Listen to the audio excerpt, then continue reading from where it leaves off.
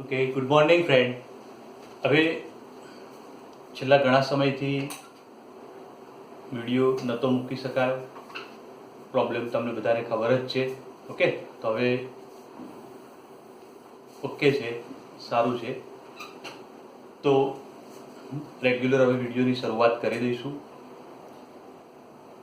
ક્યારેક ક્યારેક અનુકૂળતા હશે તો કંઈક વધારે એટલે કે એક કરતાં વધારે વિડીયો એટલે 2 વિડીયો પણ મૂકીશું. બરાબર, શક્ય એટલો નજીક આવવાનો પ્રયત્ન કરીશું, જેના કારણે વધુમાં વધુ કામ ઓછા સમયમાં થઈ જાય. પણ બધા કરતાં ઇમ્પોર્ટન્ટ વાત છે કે તમે જે પણ કામ અહીંયા આગળ થાય છે, મૂકવામાં આવે છે, તમારે રેગ્યુલર કરી દેવાનું છે. ઓકે, ફક્ત ચોપડામાં લખવું એવું નહીં, લખ્યા પછી તે તૈયાર થવું જોઈએ. બરાબર, તો ધ્યાન રાખજો બેટા, તૈયારી થવી જોઈએ. હવે આગળ વાત કરીએ અને સમજવાનો પ્રયત્ન કરીએ તો છેલ્લે જે ચર્ચા કરી હતી એમાં દ્રવ્ય શું છે એની માહિતી મેળવી ગયા હતા. દ્રવ્ય વગેરેની ચર્ચા પણ થઈ ગઈ હતી. તો હવે જે ટોપિક ઉપર ફોકસ કરવો છે, જે ટોપિકની ચર્ચા કરવી છે, એમાં વાત આવે છે કે દ્રવ્ય જે છે એનું વર્ગીકરણ આપણે ભૌતિક અવસ્થા અને રાસાયણિક લાક્ષણિકતાના આધારે તો જોઈ ગયા છીએ, પણ દ્રવ્ય જે છે એને સમજવા માટે ભૌતિક ગુણધર્મો કયા છે, રાસાયણિક ગુણધર્મો કયા છે, તો એ સમજવાનો પ્રયત્ન કરીએ. સૌથી પહેલા અહીંયા આગળ ચર્ચા કરીએ કે ભૌતિક ગુણધર્મો કેવા.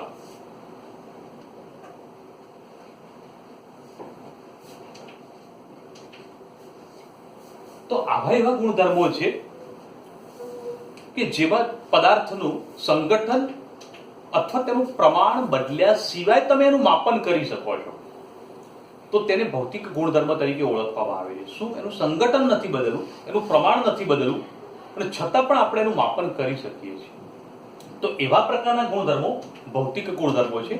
હવે જે પોઈન્ટ ઉપર ચર્ચા કરવાની છે એ કોના ઉપર ચર્ચા કરીશું? કે આપણે ગુણધર્મોના માપન ઉપર.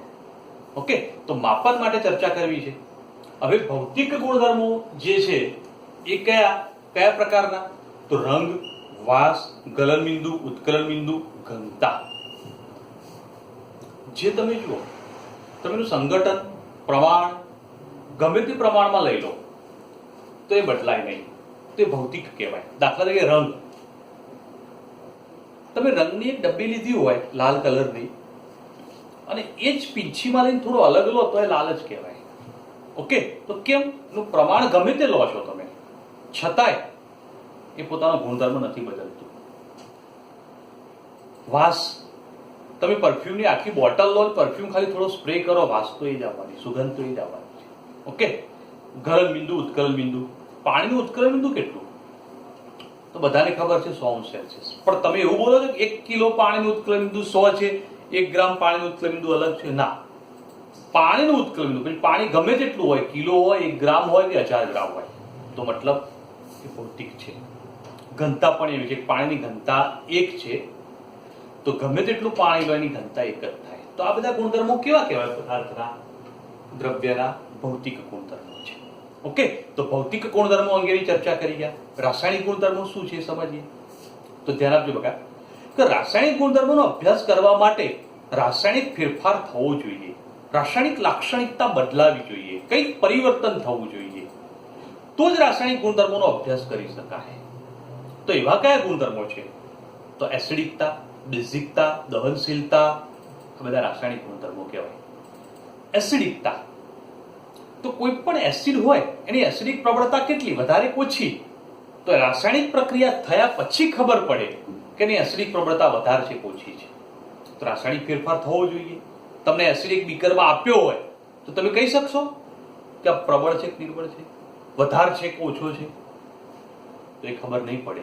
ઓકે, તો મતલબ એની રાસાયણિક પ્રક્રિયા કેટલી કરે છે એના આધારે ખબર પડે કે રાસાયણિક ગુણધર્મ એનો કેવો છે. તો એ જ રીતે દહનશીલતા, કોઈની દહનશીલતા વધારે છે, કોઈની ઓછી છે. પેટ્રોલ દહન પામે અને કોલસો દહન પામે, બેની અંદરની ઉર્જા અલગ અલગ મળશે, તો બંનેને સળગાયા પછી ખબર પડે કે કોની દહનશીલતા વધારે છે, કોની ઓછી છે. ઓકે બકા, તો આવા ગુણધર્મો જે છે એ આપણે સમજી ગયા. તો એનું માપન કરવું છે, માપન ઉપર થોડો ફોકસ કરવાનો પ્રયત્ન કરવો છે. જો એના માપન ઉપર ફોકસ કરવાનો પ્રયત્ન કરીએ તો તેના માપન માટે એક ચોક્કસ સંખ્યાની જરૂર હોય, બરાબર. અને સંખ્યાની જરૂર હોય તો તમે એનો જથ્થો જે છે માપી શકો છો સંખ્યાના આધારે. દાખલા તરીકે જથ્થો માપીએ છીએ સંખ્યાના આધારે, તો જથ્થો માપવા માટે કયા કયા એકમો આપણે ઉપયોગ કરીએ? દાખલા તરીકે અહીંયા આગળ લઈએ છીએ લંબાઈ, પહોળાઈ, ત્યાર પછી ક્ષેત્રફળ, કદ. તો આ બધું શું છે?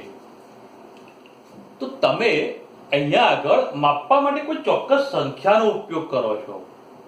દાખલા તરીકે આપણે લંબાઈની વાત કરીએ બેટા, લંબાઈ માપવી છે તો તમે શું કરશો? દાખલા તરીકે કોઈ વસ્તુની લંબાઈ 2 મીટર છે તો તમે શું લખશો? 2 મીટર. તો તમારે હવે આવા પ્રકારની કેટલીક રાશિઓનો ઉપયોગ કરવો હોય તો કોઈ ચોક્કસ સંખ્યા દર્શાવવામાં આવે છે અને ત્યાર પછી એનો એકમ દર્શાવવો પડે બાજુમાં, કમ્પલસરી. તો 2 મીટર. તેનો મતલબ શું થયો? તમે સંખ્યા પણ દર્શાવી, એનો એકમ પણ દર્શાવી. એકમ વગર કોઈ સંખ્યા લખી શકાય નહીં, આ ધ્યાન રાખજો બકા. તો હવે જ્યારે પણ કોઈ સંખ્યા લખીએ છીએ એના પાછળ ચોક્કસ એકમ હોવો જોઈએ, આટલું બરોબર મગજમાં રાખજો. હવે એક સાદી સરળ ઉદાહરણની વાત કરીએ, સમજજો બકા એકમ કેમ જરૂરી છે. દાખલા તરીકે તમે લેબોરેટરીમાં કામ કરો છો, તમે મોનિટર છો, તમને ટીચરે કહ્યું છે કે રોજ લેબોરેટરીનું તાપમાન તમારે માપી દેવું અથવા સ્કૂલનું તાપમાન તમારે માપી દેવું. થર્મોમીટર છે જ લેબોરેટરીમાં, રોજ સવારે જઈને તમારે તાપમાન માપી આવવાનું.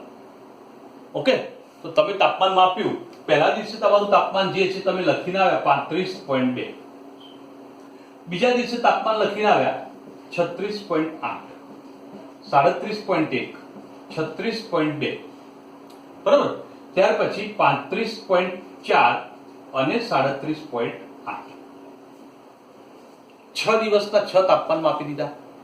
શનિવારે તમારા ટીચરને બતાવવા જવાનું હતું, ટીચર કે ભાઈ લાવો તાપમાન કેટલું છે. ઓકે, તમે આટલી સંખ્યાઓ જ લખી હતી, પાછળ એકમ તો લખ્યો નતો. તમારા બેન્ચ ઉપર બેઠેલો તમારો ભાઈબંધ થોડો તોફાની, તમે આટલું લખી રાખ્યું હતું, એને સાચવી રહી પાછળ આવું કરી દીધું.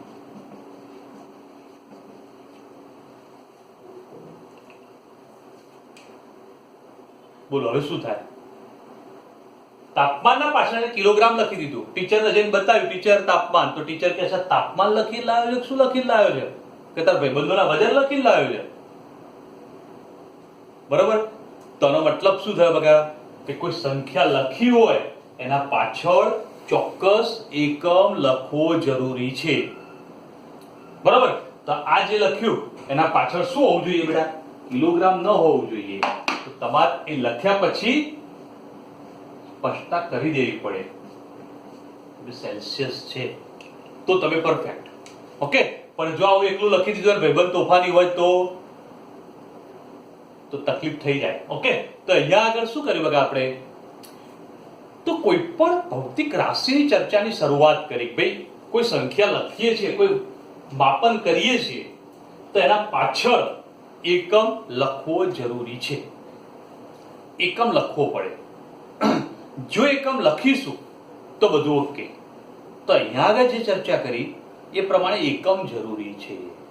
તો હવે એકમ જરૂરી હોય તો હવે એના માટે થોડા આગળ વાત કરીએ કે ભાઈ એકમ જરૂરી છે તો હવે શું ચર્ચા કરીશું? તો એકમ રજૂ કરવા માટેની કેટલીક પદ્ધતિઓ, સિસ્ટમ અહીંયા આગળ રજૂ થઈ. કઈ સિસ્ટમ? તો ઇંગ્લિશ પદ્ધતિ, મેટ્રિક પદ્ધતિ રજૂ થઈ. કઈ પદ્ધતિ રજૂ થઈ? ઇંગ્લિશ પદ્ધતિ અને મેટ્રિક પદ્ધતિ. જેમાં મેટ્રિક પદ્ધતિ વધારે યોગ્ય માનવામાં આવતી હતી. કેમ? કારણ કે દશાંશ પદ્ધતિ ઉપર આધારિત હતી. દશાંશ પદ્ધતિ ઉપર આધારિત હતી મતલબ જેમાં સંખ્યા દર્શાવે તેમાં પોઈન્ટ અને બધું ધ્યાનમાં લઈ અને પદ્ધતિઓને ધ્યાનમાં લઈને વિકસાવવામાં આવી હતી. ઓકે વગેરે. તો હવે જેમ જેમ આ બધી રજૂઆતો થતી ગઈ એમ એકમો દર્શાવવા માટેની રજૂઆતો પણ આગળ વધતી ગઈ. અને આ રજૂઆતો આગળ વધતી ગઈ તો એમાં સૌથી જૂનામાં જૂની પદ્ધતિ આવી એફપીએસ પદ્ધતિ, ફૂટ પાઉન્ડ સેકન્ડ. જેમાં કોઈ લંબાઈ માપવી હોય તો ફૂટમાં મપાતી હતી, દળ માપવું હોય તો પાઉન્ડમાં મપાતું હતું અને સમય સેકન્ડમાં મપાતો હતો. ઓકે, તો આ એક જૂની પદ્ધતિ વૈજ્ઞાનિકોએ વિકસાવી, પણ તેમાં કેટલીક મુશ્કેલીઓ પડતી હતી, જેના કારણે નવી પદ્ધતિઓ એના પછી લાગુ પાડવામાં આવી. અને એના પછીની પદ્ધતિઓ લાગુ પાડી તેની અંદર વાત આવી સીજીએસ પદ્ધતિ અને એમકેએસ. બંને સાથે રજૂ કરેલી છે. લંબાઈ સેન્ટીમીટરમાં, દળ ગ્રામમાં અને સમય સેકન્ડમાં. ઓકે, તો અહીંયા આગળ મીટર કિલોગ્રામ સેકન્ડ ફિઝિક્સમાં ચર્ચા કરી ગયેલા છો. ઓકે, પણ આપણે કેમિસ્ટ્રીમાં પણ આવે છે, તેની ચર્ચા સમજવી પડે. આવી કેટલીક પદ્ધતિઓ અમલમાં આવી ત્યારે કેટલીક મુશ્કેલીઓ પણ આવતી ગઈ. કઈ મુશ્કેલીઓ આવી? કે એક દેશના વૈજ્ઞાનિકો બીજા દેશના વૈજ્ઞાનિકો સાથેનો વ્યવહાર કેવી રીતે જાળવવો, તેની મુશ્કેલીઓ આવવા લાગી. કોઈ વૈજ્ઞાનિક કે ભાઈ અમાર તો અહીંયા આગળ ફૂટમાં માપીએ છીએ, કોઈ કે અમારે મીટરમાં માપીએ છીએ, ફૂટ ને મીટર બેનો સંબંધ બદલાઈ જાય. હવે 200-300 વર્ષ પહેલાની વાત કરીએ તો ઇન્ડિયાની અંદર વજન માપવા માટે મણ એકમ વપરાતો હતો. કદાચ મણ શબ્દ સાંભળ્યો હશે, ન ખબર હોય તો ઘરે બા દાદાને કે મમ્મી પપ્પાને પૂછજો. બરોબર, તો એક મણ એટલે 20 કિલો થાય. હવે આ મણમાં મપાતું હતું. હવે અહીંથી કોઈ જથ્થો મણમાં આપણે મોકલવો હોય તો આપણે અહીંયા આગળ એકમ મણ વાપરતા. અંગ્રેજો કે ભાઈ અમે ટનમાં માપીએ છીએ, અમે પાઉન્ડમાં માપીએ છીએ. હવે આપણે કહીએ કે ભાઈ કેટલા મણ જોઈએ એ બોલો. અંગ્રેજો કે અમારે તો પાઉન્ડમાં ખબર પડે, મણમાં ખબર નહીં પડતી. તો બે દેશોનો વ્યવહાર મુશ્કેલીમાં આવે. અને આ વ્યવહાર મુશ્કેલીમાં આવે તો બધે વ્યવહાર એક સમાન જળવાઈ રહે, એના માટે કંઈક કરવું પડે. તો એક દેશથી બીજા દેશનો વ્યવહાર યોગ્ય જળવાઈ રહે. ત્યાર પછી બીજી પણ કેટલીક વાત આવી કે ભાઈ અહીંયા આગળ કેટલાક વૈજ્ઞાનિકો ગ્રામમાં માપતા, કેટલાક કિલોગ્રામમાં માપતા, કેટલાક સેન્ટીમીટરમાં માપતા, કેટલાક મીટરમાં માપતા, કેટલાક ફૂટમાં માપતા હતા. હવે એક વૈજ્ઞાનિકને બીજા વૈજ્ઞાનિકને પણ આ રીતે તકલીફ પડવા લાગી. તેથી આ બધા જ વ્યવહારો જળવાઈ રહે, એક સૂત્રતા સમાનતા જળવાઈ રહે, તો એના માટે વૈજ્ઞાનિકોની એક મીટિંગ થઈ. અને એ મીટિંગ થઈ general conference on weight and measures. મતલબ વજન અને માપન માટેની જનરલ કોન્ફરન્સ ભરાઈ. અને વજન માપન માટેની જનરલ કોન્ફરન્સ ભરાઈ કે જે આવા વૈજ્ઞાનિકોની એક 11મી સાધારણ સભા હતી.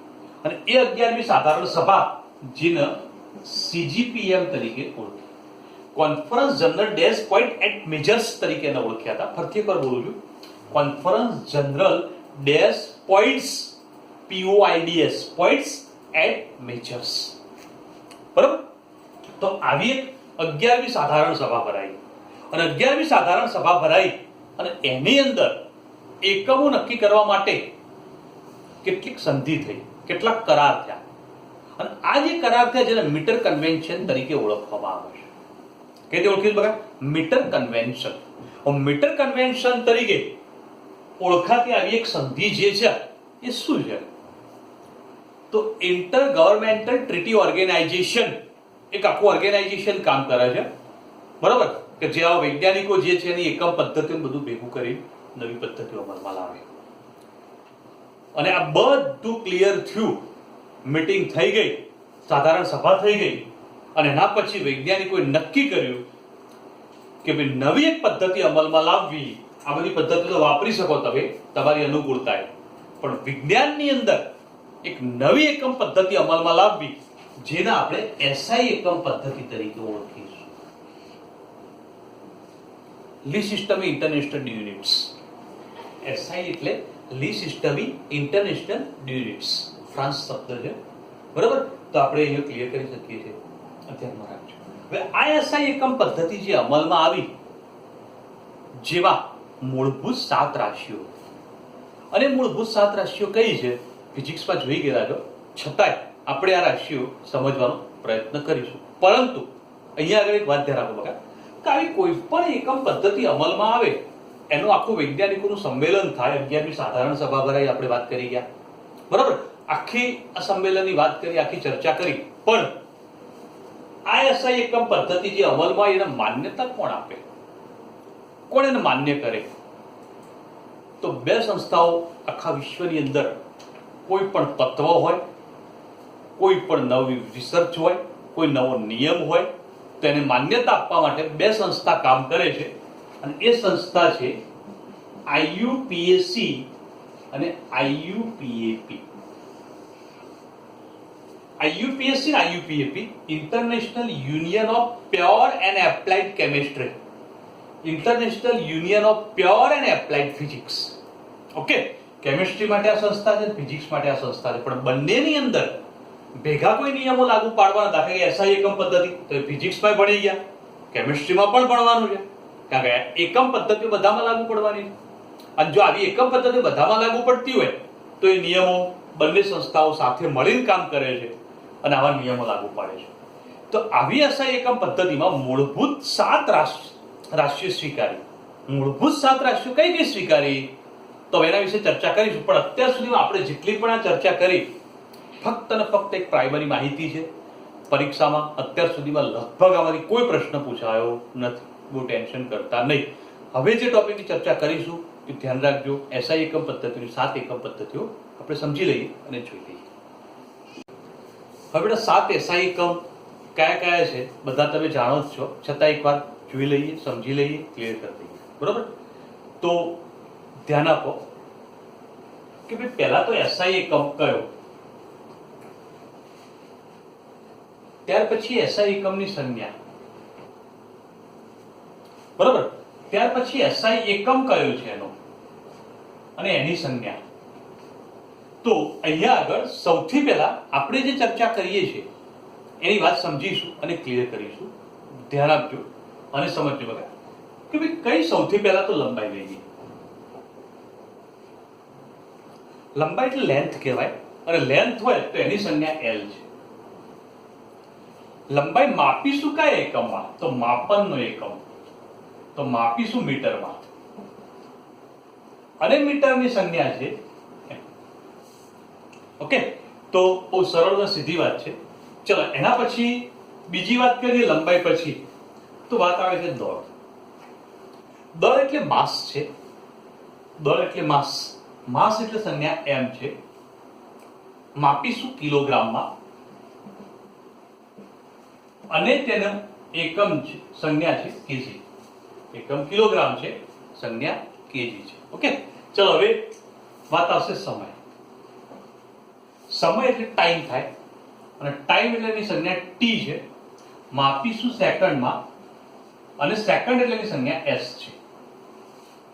બરોબર? તમારે આ રીતે પરફેક્ટ જ યાદ રાખવાનું છે. SI એકમ માટે કયા એકમો સ્વીકારેલા છે તો લંબાઈ, દળ, સમય.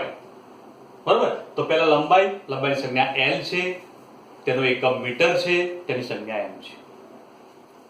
દળ છે તે માસ એટલે તેની સંજ્ઞા m છે, તેને માપીશું કિલોગ્રામમાં, તેની સંજ્ઞા kg છે. આ રીતે જ યાદ રાખવાનું, પરફેક્ટ ક્લિયર હોવું જોઈએ. ઓકે બકા, હવે વાત કરીશું વિદ્યુત પ્રવાહ. તો અહીંયા આગળ જોઈએ વિદ્યુત પ્રવાહ.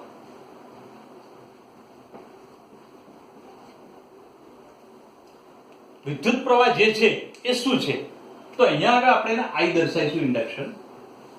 વિદ્યુત પ્રવાહ છે અને માપીશું શેમાં તો એમ્પિયરમાં. તો એમ્પિયરની સંજ્ઞા એ છે. તો વિદ્યુત પ્રવાહની સંજ્ઞા I કેમ ઇન્ડક્શન તરીકે ક્લિયર કરીએ છીએ, અને તેના ઉપરથી I લખ્યો, માપીશું એમ્પિયરમાં, તેની સંજ્ઞા એ છે. હવે વાત આવે છે ઉષ્માગતિકીય તાપમાન.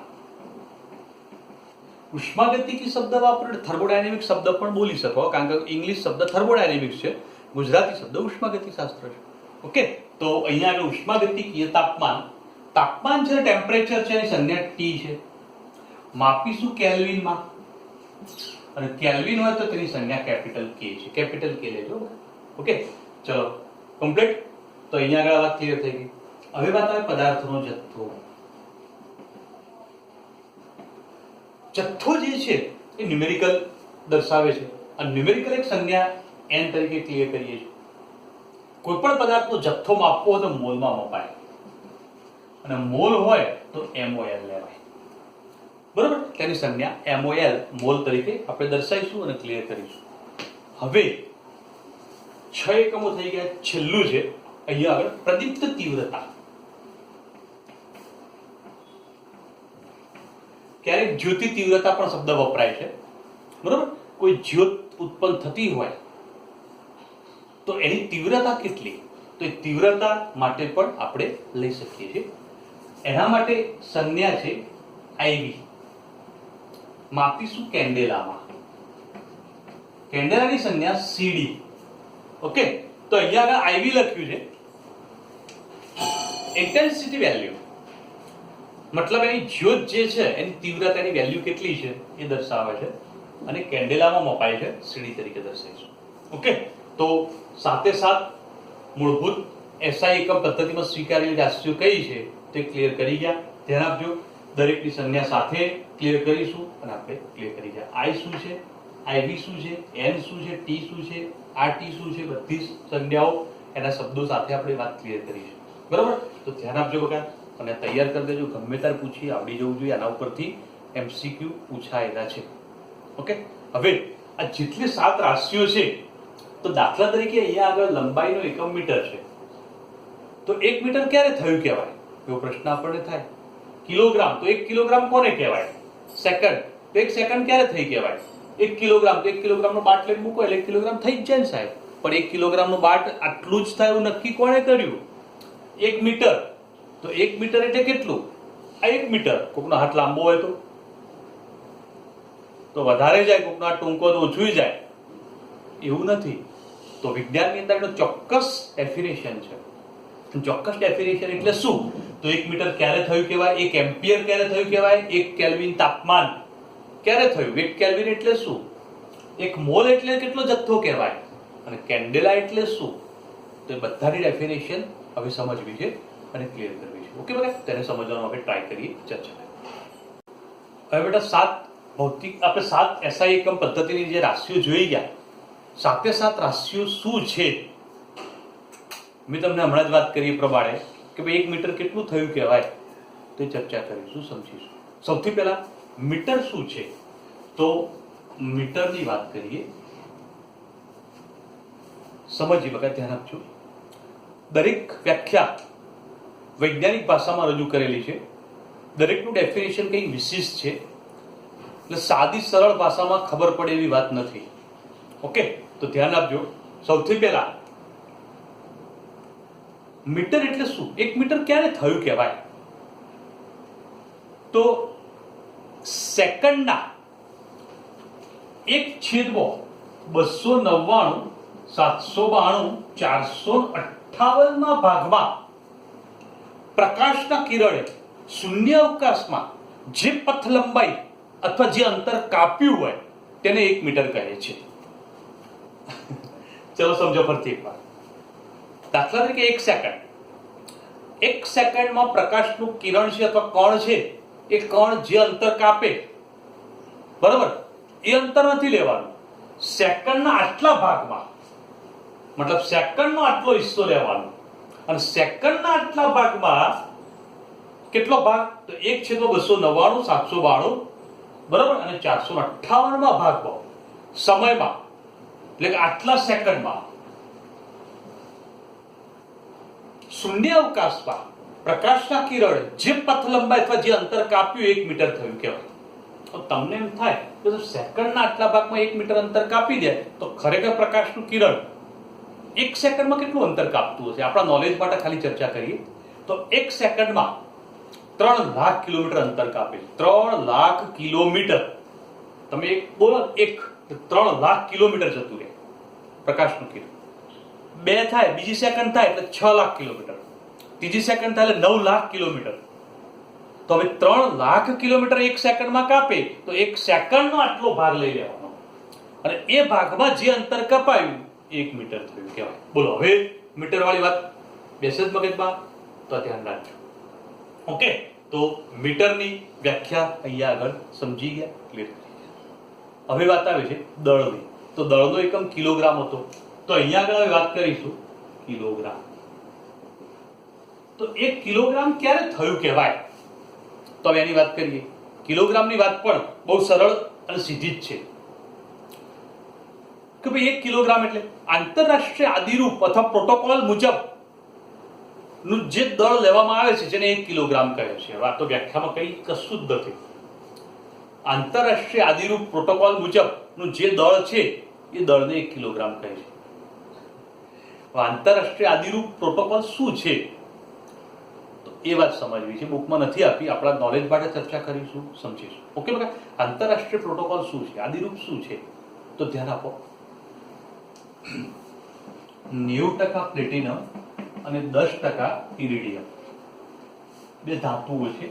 આ બેને મિશ્ર કરી દેવાની અને એના ઉપરથી મિશ્ર ધાતુનો ટુકડો તૈયાર કરવાનો. આ મિશ્ર ધાતુનો જે ટુકડો તૈયાર થાય એ 39 મિલીમીટર એની ગોળાઈ હોય અને 39 મિલીમીટર ઊંચાઈ હોય. એક્ઝેક્ટ 39 મિલીમીટર લેવાનું. એની ગોળાઈ અને 39 મિલીમીટર ઊંચાઈ હોય એવો એક પ્લેટિનમ ને ઇરિડિયમનો ટુકડો લઈ લઈએ તો એનું દળ 1 કિલોગ્રામ થઈ જાય. અને આ આંતરરાષ્ટ્રીય પ્રોટોકોલ છે. બોલો, ખબર પડી બકા? તો પ્લેટિનમ અને ઇરિડિયમની મિશ્ર ધાતુ લેવાની.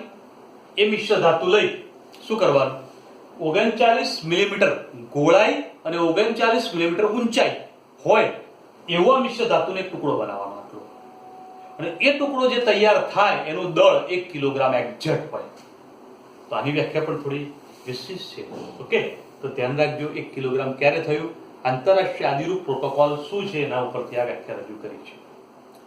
હવે વાત આવે છે સમય. સમય માટે વાત કરીશું સેકન્ડ.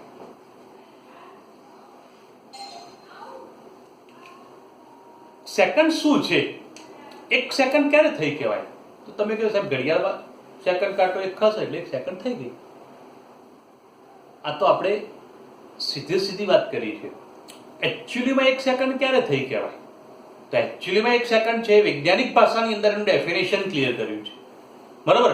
એની અંદર 0.00000 પણ ફરક ન પડવો જોઈએ એટલું પરફેક્ટ માપ બતાવ્યું છે અને એટલું પરફેક્ટ માપના આધારે રજૂઆત કરેલી છે. ઓકે, તો 1 સેકન્ડ ક્યારે થઈ કહેવાય? તો ધ્યાન આપજો બકા કે સિઝિયમ એક તત્વ છે અને સિઝિયમનો એક સમસ્થાનિક લેવાનો સિઝિયમ 133. કઈ લઈશું બકા? સિઝિયમ 133 ની ધરાવસ્થાની અંદર બે અતિ સૂક્ષ્મ સ્તરો અથવા રેખાઓ વચ્ચે દોલનો થતા હોય છે. બરાબર? તો વચ્ચે દોલનો થતા હોય અને એની અંદર દોલન એટલે સંક્રાંતિ થતી હોય અને એ સંક્રાંતિ થતી હોય તો એની અંદર 91, 92, 63, 70 આવર્તો માટેનો જે સમય લાગે એ સમયને 1 સેકન્ડ કહે છે.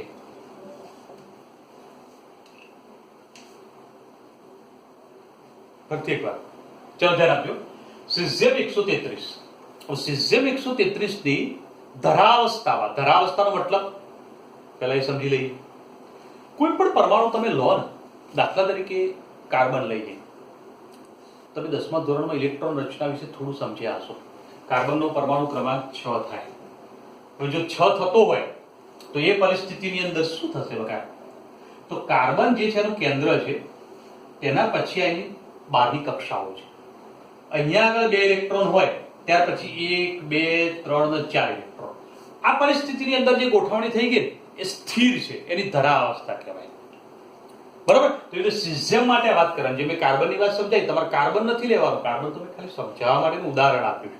આપણે સિઝિયમ માટે વાત સમજવી. તો આવી જ ગોઠવણી સિઝિયમની થાય. તો સિઝિયમની ધરાવસ્થામાં બે અતિ સૂક્ષ્મ સ્તરો એટલે પાસેના સ્તરો વચ્ચે થતી સંક્રાંતિ, મતલબ ઇલેક્ટ્રોન અહીંથી અહીંયા ને અહીંથી અહીંયા થતી સંક્રાંતિમાં 91, 92, 63, 70 આવર્તો, મતલબ આટલી વખત એનું આવર્ત થાય અને એ આવર્તો માટે જેટલો સમય લાગે એ સમયને 1 સેકન્ડ કહે છે. ખબર પડી? તો આ જે આવર્તો થતા હોય ફટાફટ આમ પરિવર્તન થતું હોય તો એ પરિવર્તન જે થાય એમાં કેટલી વખત થવું જોઈએ? 91, 92, 63, 70 વખત. આટલી વખત થઈ જાય તો એટલી વખત થવા માટે જેટલો સમય લાગે એ સમય 1 સેકન્ડ કહે. મતલબ 1 સેકન્ડમાં આટલી વખત આવર્તો થઈ જાય, દોલનો થઈ જાય અને આટલા દોલનો થઈ જાય એ માટેનો સમય 1 સેકન્ડ છે. બરાબર? પણ ડેફિનેશન વૈજ્ઞાનિક ભાષામાં મેં પહેલા જ કહ્યું હતું કે આપણી સમજથી કંઈક ઉપર વાત છે. બરાબર? છતાંય સમજવાનો પ્રયત્ન કરીશું. હવે ચોથો એકમ જે છે એની સમજવાની વાત કરીએ અને ક્લિયર કરીએ. ધ્યાન આપજો બકા. ચોથી રાશિ સમજવાનો પ્રયત્ન કરીએ, જે એમ્પિયર છે.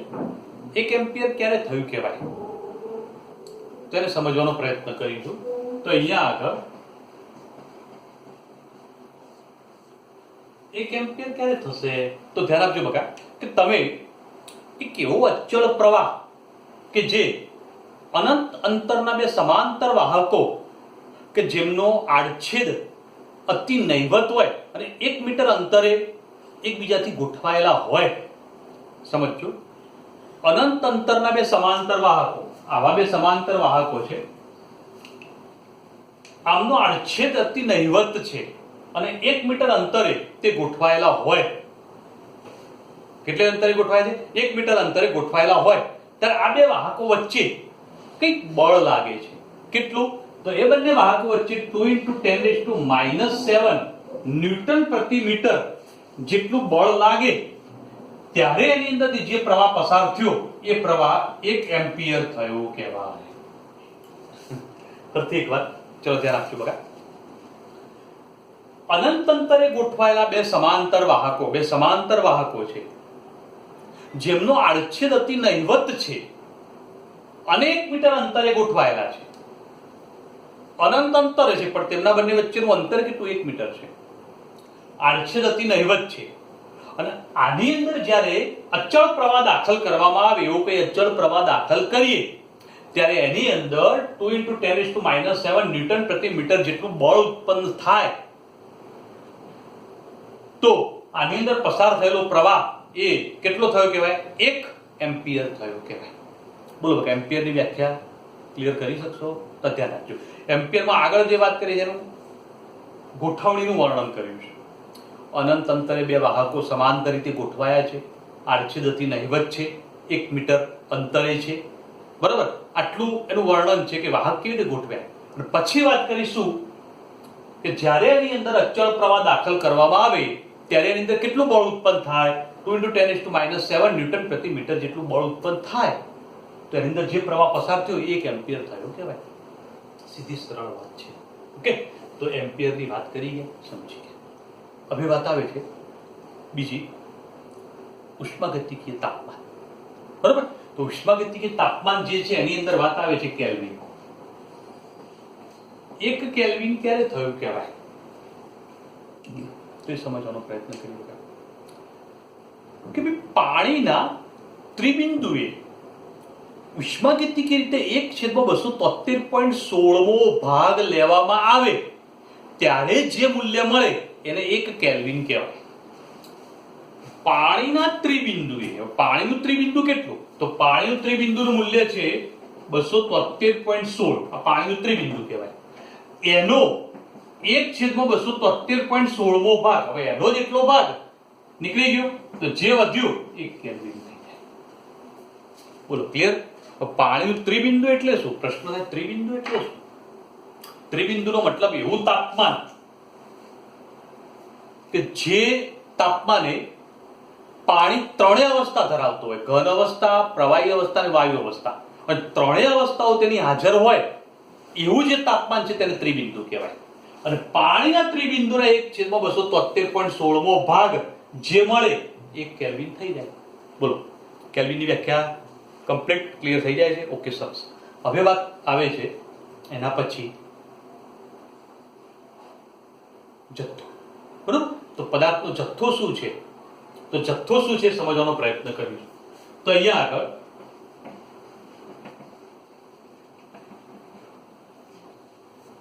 હવે જથ્થો આપણે મોલમાં માપીએ છીએ તો એનો મતલબ શું છે બકા? મોલ શું છે?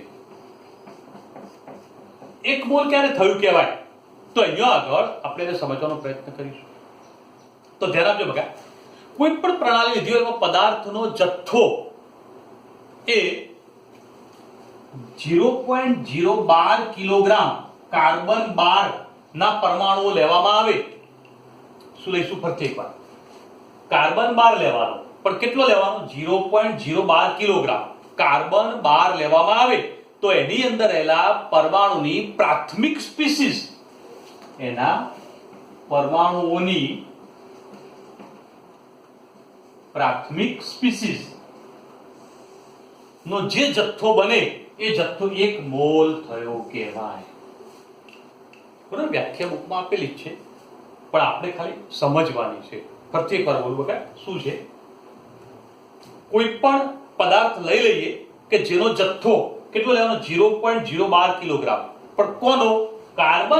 કાર્બનનો જથ્થો લેવાનો છે અને એના પરમાણુની પ્રાથમિક સ્પીસીસનો જે જથ્થો બને એને 1 મોલ કહેવાય. આનો મતલબ એવો થયો, સમજજો બકા, કાર્બન 12 લો, 0.012 કિલોગ્રામ લઈ લેવાનો, મતલબ 12 ગ્રામ થયું કહેવાય. તો બીજા શબ્દોમાં કેવું હોય? 12 ગ્રામ. 12 ગ્રામ કાર્બન લઈ લઈએ અને એમાં જે પરમાણુઓ હોય એ પરમાણુનો જેટલો જથ્થો બને એ જથ્થો જે સંખ્યા હોય 1 મોલ થઈ કહેવાય. બીજા શબ્દોમાં કેવું આવું કહી શકીએ. ઓકે, તો આ બાબત ધ્યાન રાખવાની ને સમજી. તો મોલની વ્યાખ્યા ફરીથી એકવાર, તમે કોઈ પણ સ્પીસીસ એટલે ઘટક, એક ભાગ, કોઈ પણ ઘટક એક લઈ લો. દાખલા આપણે કયો ઘટક લીધો? કાર્બન લીધો. ઉપર 12 લખ્યું એનો મતલબ એનો પરમાણુ ભાર 12 છે. એવો કાર્બન લઈ લીધો છે, પણ કેટલો લેવાનો? 0.012 કિલોગ્રામ, મતલબ 12 ગ્રામ. કાર્બન લઈએ ત્યારે એની અંદર એલા પરમાણુની પ્રાથમિક સ્પીસીસ, એમાં જે પરમાણુ એની પ્રાથમિક સ્પીસીસ લઈ લઈએ, એટલે કે એની ઘટકો લઈ લઈએ, તો એ ઘટકોનો જેટલો જથ્થો બને એ જથ્થો 1 મોલ થયો કહેવાય. ઓકે, ક્લિયર બકા? તો ધ્યાન રાખજો. હવે પ્રાથમિક સ્પીસીસ શબ્દ વાપર્યો છે, એનો મતલબ, પ્રાથમિક સ્પીસીસનો મતલબ કે કોઈ પણ પ્રણાલી અથવા કોઈ પણ પદાર્થ હોય એના અણુ, પરમાણુ કે આયનોની જે સંખ્યા છે એનો જે જથ્થો એ પ્રાથમિક સ્પીસીસમાં સમાવેશ કરવામાં આવે છે. તો અણુ, પરમાણુ કે આયનોની સંખ્યાનો જથ્થો પ્રાથમિક સ્પીસીસમાં સમાવેશ કરવામાં આવે છે. ઓકે બકા? તો ધ્યાન રાખજો. આ મોલનો ટોપિક છે અહીંયા ખાલી વ્યાખ્યા તરીકે જ ક્લિયર કર્યો છે. બાકી આ ચેપ્ટરમાં મોલ વિશે બહુ ડિટેલમાં ચર્ચા પાછળ કરી જ છે. બહુ ડિટેલમાં સમજીશું કે મોલ શું છે. બરાબર, હાલ બહુ ટેન્શન કરતા નહીં. મોલ વિશે આપણે ઘણું બધું આગળ ચર્ચા કરવી છે, દાખલા પણ ગણવા છે. પહેલા લેક્ચરમાં એક ખાંડનું ઉદાહરણ આપ્યું હતું, ચા બનાવવાનું. બરાબર, અને એમાં ખાંડના અણુઓની સંખ્યા ગણવાની હતી. તો એ ગણવા માટે પણ મોલને ધ્યાનમાં લઈશું અને ટોપિકને ડિટેલમાં સમજીશું. ઓકે બેટા? હવે એક છેલ્લું કેન્ડેલા વાળો ટોપિક બાકી રહે છે, એને લઈ લઈએ અને સમજી લઈએ. હવે બેટા છેલ્લો એકમ એક ક્લિયર કરી દઈએ. કેન્ડેલા શું છે તો એને સમજી લઈએ, ચર્ચા કરી લઈએ. તો કેન્ડેલા એટલે 540 × 10⁻12 હર્ટ્ઝ આવૃત્તિ વાળા સ્ત્રોતની જ્યોતિ તીવ્રતા છે. 540 × 10⁻12 હર્ટ્ઝ આવૃત્તિ વાળા જ્યોતની તીવ્રતા છે. બરાબર, તો આવૃત્તિ વાળા સ્ત્રોતની જ્યોતિ તીવ્રતા. હવે આ આટલી આવૃત્તિ વાળો સ્ત્રોત ઉત્પન્ન થતો હોય અને સ્ત્રોત ઉત્પન્ન થાય તો એની જે જ્યોતિ તીવ્રતા છે એ કેન્ડેલા થઈ કહેવાય.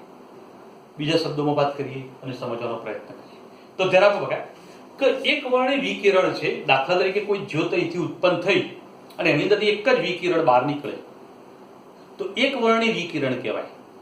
અને કોઈ એક જ દિશામાં તે ગતિ કરતું હોય, આ વિકિરણ શું કરતું હોય બકા? એક જ દિશામાં ગતિ કરતું હોય.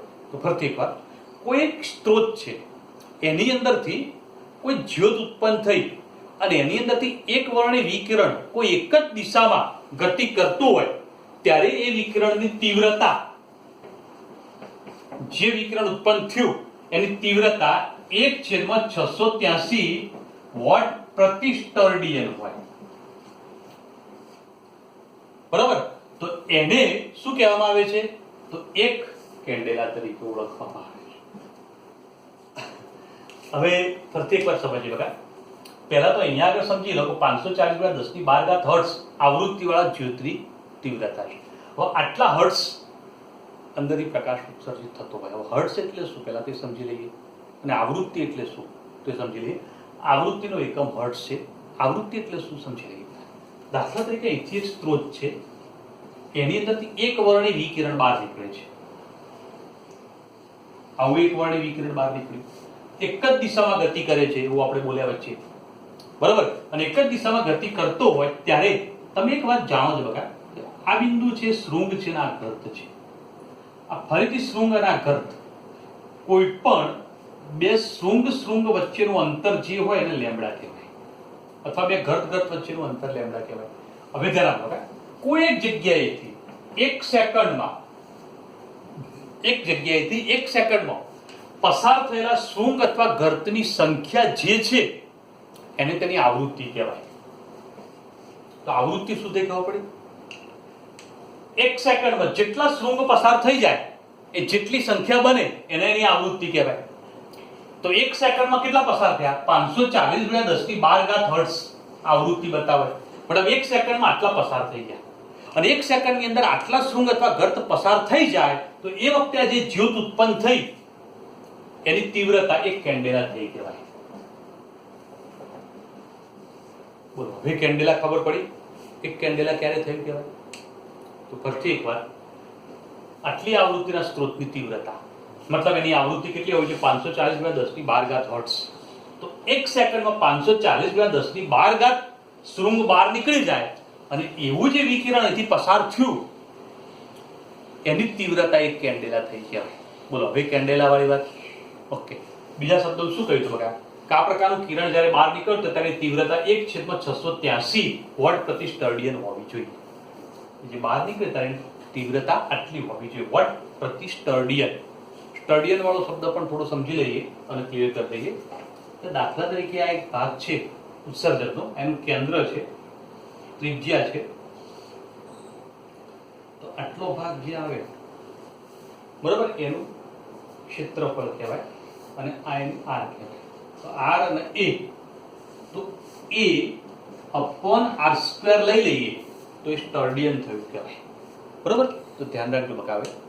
હવે કેન્ડેલા વાળી વાત જે કરી છે આટલી, એ આગળ આખા કેમિસ્ટ્રીમાં 12મું પૂરું થાય ત્યાં સુધી ક્યાંય જરૂર નહીં પડે. એટલે ફક્ત 2-3 શબ્દો ધ્યાનમાં રાખો, એના સિવાય બહુ ટેન્શન કેન્ડેલા માટે કરવાનું નહીં. બીજું, આ જેટલી પણ સાથે વ્યાખ્યાઓ જોઈ ગયા એ વ્યાખ્યાઓ ઉપર અત્યાર સુધીમાં લગભગ ક્યાંય પ્રશ્ન પૂછાયો નથી.